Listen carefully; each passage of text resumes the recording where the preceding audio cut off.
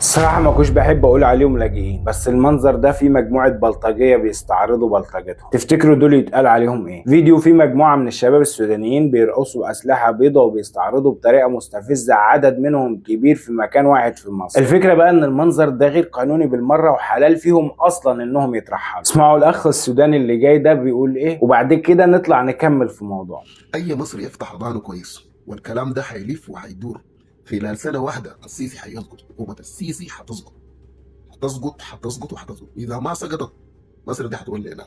اسمعوا الكلام ده كويس، والله مش تقولوا ترحلوا في السودانيين وترحلوا في بخصوص بقى ترحيل اللاجئين من مصر، حابب اقول كلمتين للي مش عاجبهم من اخواتنا السودانيين. بعد ما الاخ ده خلص كلمته، اولا اللي بيترحلوا بس هم اللاجئين الغير شرعيين اللي هم بيساووا 10 اضعاف اللاجئين الشرعيين. عدد اللاجئين الشرعيين في مصر بيزيد عن 1,000,000 لاجئ من السودان وسوريا وغيرهم كتير من البلاد الافريقيه والبلاد اللي فيها مشاكل. اما بقى العدد الفعلي للاجئين والنازحين السوريين والسودانيين والافارقه بيتخطى 10 مليون لاجئ، عشان يبقى في 9 مليون لاجئ غير شرعيين بس. منهم اللي دخل من زمان بفيزا سياحيه ونسي يخرج اصلا واستقر في مصر، ومنهم اللي دخل بطريقه غير شرعيه من الحدود السودانيه. ودول مش بس سودانيين، دول سودانيين وافارقه من شتى الجنسيات الافريقيه، لدرجه اني شفت بوست لشخص سوداني بيجح كاتب فيه بالنص كده الطريقه اللي هنقدر نحتل بيها مصر. احنا دلوقتي 10 او 15 مليون سوداني في مصر، وبيدعي السودانيين في البوست انهم يتجمعوا في محافظه واحده ويعلنوا العصيان المدني بما انهم وصلوا 10 مليون سوداني في مصر. اللاجئين السودانيين اللي مصر استقبلتهم وما اتكلمتش في تصفيه ولا ترحيل غير بعد استقرار الدنيا عندهم نوعا ما، عايزين يردوا الجميل لمصر باحتلالها. وبالرغم من انهم كانوا سبب ان الايجار يرتفع في معظم مدن مصر، وبسبب العدد الزياده ده كله ساعات بتحصل ازمات كتير في سلع اساسيه وسعرها بيرتفع بسبب الاستهلاك. الكارثه الكبيره ان اللاجئين والضيوف مستغربين ومصدومين وبيرفضوا دعوات كل من يطالبهم بالرحيل. ومن الغريب كمان انهم بيطالبوا المصريين بشكرهم لانهم رفعوا اقتصاد مصر، ولولاهم كانت مصر دخلت في مجاعه. دي بجاحه. والكوميديا السوداء بانهم بيطالبوا بمزيد من الحقوق والمساواه الكامله في الكفاله والتعليم والوظائف والعلاج مع المصريين، وبيتهموا مصر بانها بتتربح من ورقه اللاجئين وبان الاقتصاد المصري قائم عليهم، ولازقين بغير ابيض في مصر ومش عايزين يمشوا بحجه ان الارض ارض الله وليست ملك المصريين وحدهم، وحجتهم بان الله تعالى قال ادخلوا مصر ان شاء الله امنين. وبالرغم من ان دعوه النبي يوسف صلى الله عليه وسلم كانت لابيه يعقوب واهله وما كانتش موجهه للاجئين ولا نازحين ولا سوريين ولا سودانيين ولا غيره. وفوق ده كله بقى ان مصر لو بتتربح جنيه واحد من ورقه اللاجئين فهي بتتربح او بتقبل معاونات للاجئين الشرعيين. اما الغير شرعيين دول عايزين يعيشوا حياتهم كلها بلطجه ومن غير ما يصرفوا جنيه واحد على تقنين وضعهم واحترام البلد اللي استقبلتهم، وبكل احترام طلبت منهم مره واثنين وعشرة تقنين وضعهم